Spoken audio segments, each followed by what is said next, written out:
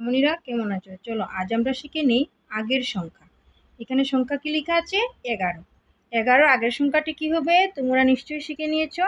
11 আগের সংখ্যা হবে 10। 10 11।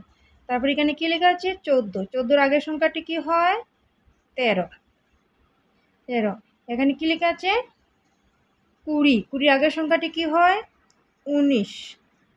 19 20। 16 আগের সংখ্যাটি কি হয়? 15 16। তাহলে 16 আগের সংখ্যাটি কি হলো? 15। তারপর এখানে লেখা আছে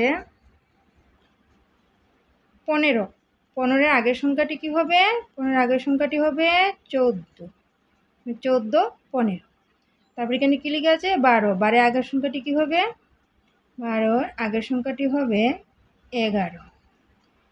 এখানে লেখা আছে 12। 12 আগের সংখ্যাটি কি হবে? 12 এর আগের সংখ্যাটি হবে 11। তারপর এখানে লেখা আছে 19। 19 এর আগের সংখ্যাটি কি হয়? 18। 19 আগের সংখ্যাটি হয় 18।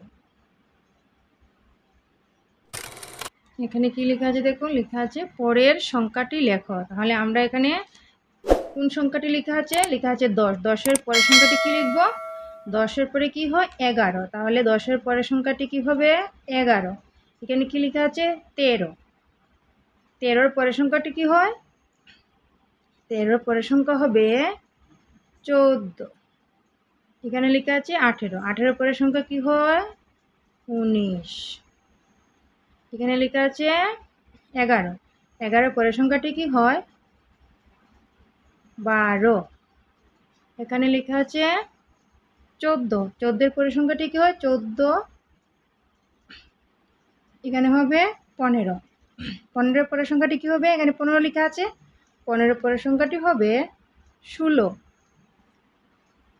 এখানে লেখা আছে 19। 19-এর পরের সংখ্যাটি কি হবে? 20। এখানে লেখা আছে 1 10 2 12। 12-এর পরের সংখ্যাটি কি হবে?